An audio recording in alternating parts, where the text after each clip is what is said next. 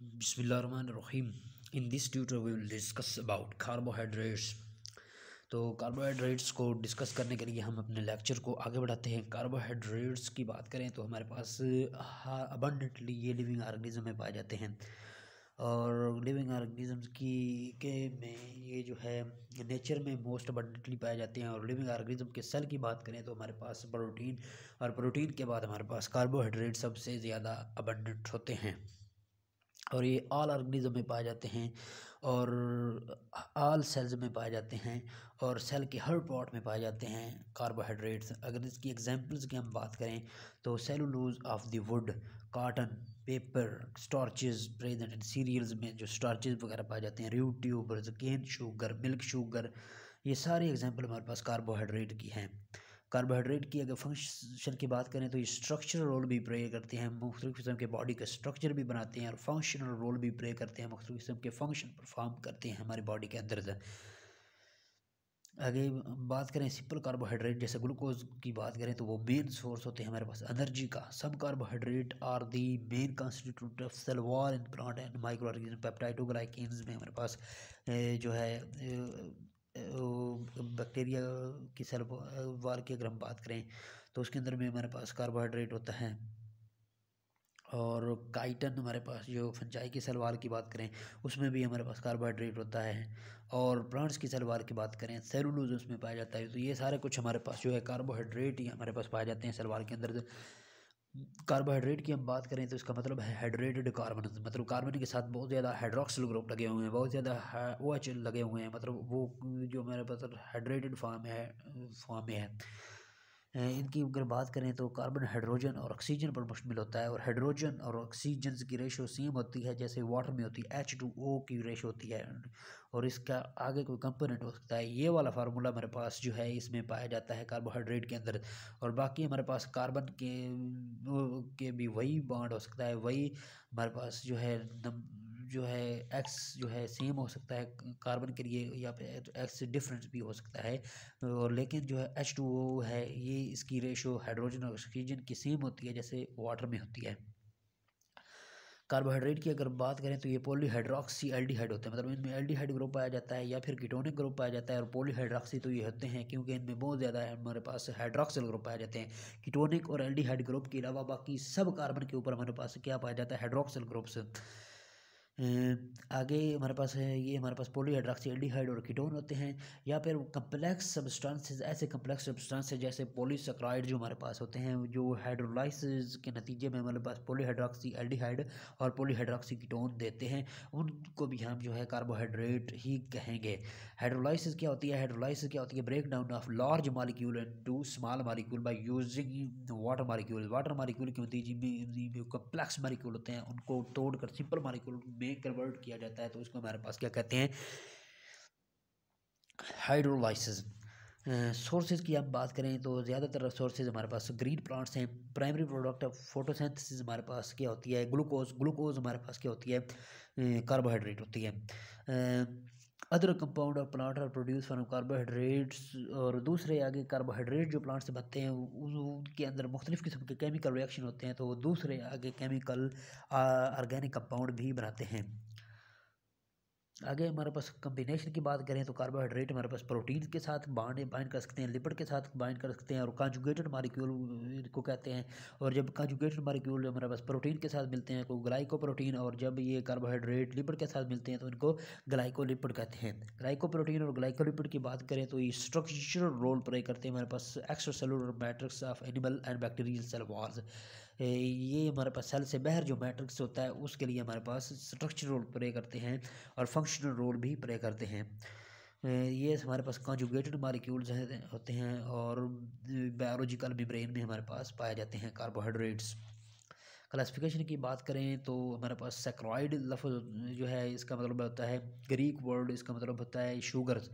और क्लासिफिकेशन की बात करें तो उनको क्लासीफाई किया जाता है मोनोसेकेराइड में, ओलिगोसेकेराइड में और पॉलीसेकेराइड में।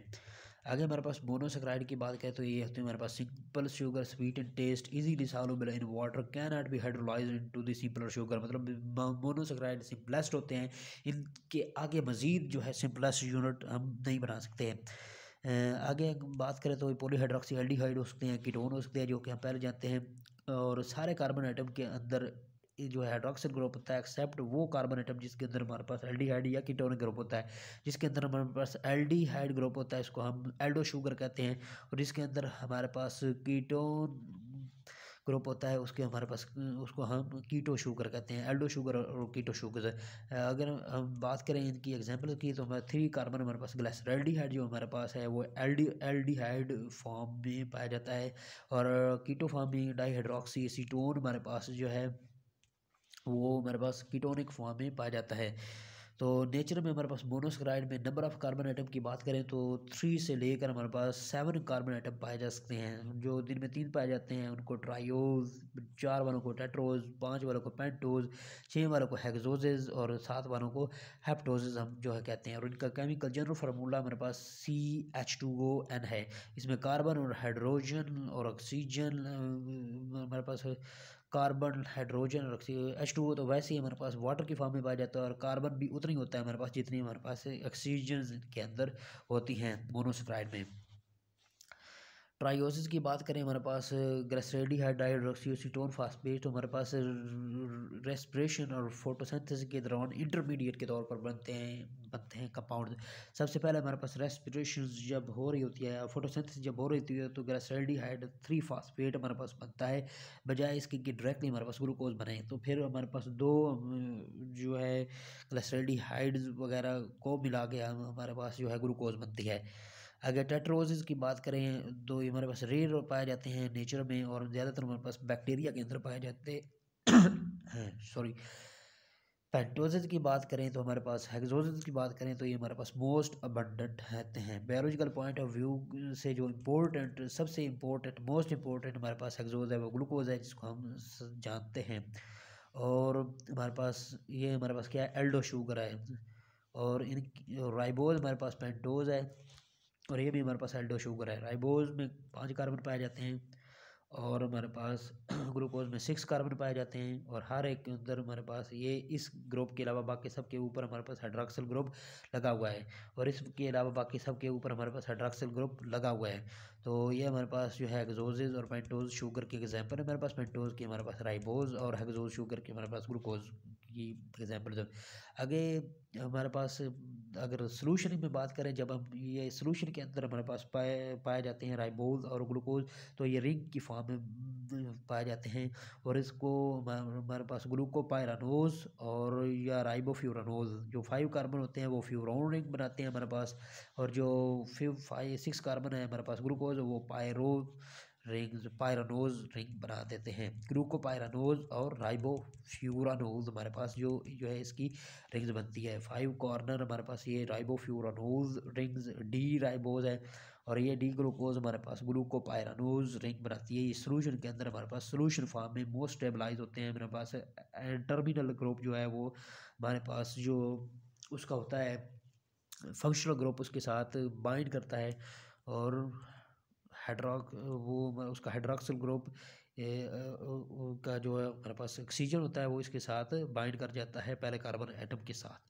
और इसकी नंबरिंग हमारे पास इधर से हमारे पास 1 2 3 4 5 और 6 होती है। और इसकी नंबरिंग भी हमारे पास 1 2 3 4 5 6 होती है। और हाइड्रोक्सिल ग्रुप हमारे पास हर एक में पाया जाता है, एक्सेप्ट हमारे पास फंक्शनल ग्रुप के। फ्री स्टेट की अगर बात करें तो ज़्यादातर ये फ्रूट्स में पाए जाते हैं, ग्रेप्स में पाए जाते हैं, फिग्स में पाए जाते हैं, अंजीर में पाए जाते हैं, नाट पिग्स तो शुगर होता है। और डेट्स की बात करें अब, और ब्लड्स की बात करें तो 0.08% ग्लूकोज हमारे पास ब्लड में पाया जाता है। तो ये हमारे पास MCQs के लिहाज से भी इम्पोर्टेंट पॉइंट है। और कंबाइंड फॉर्म में हम देखें तो डाइसैकेराइड और पॉलीसैकेराइड मोनोसैकेराइड के मिलने से बनते हैं। स्टार्चेस, सेलुलोज और ग्लाइकोजन की बात करें तो ये हमारे पास पॉलीसैकेराइड होते हैं, और ये हमारे पास जब इनकी हाइड्रोलाइसिस होती है तो हमारे पास मोनोसैकेराइड होते हैं।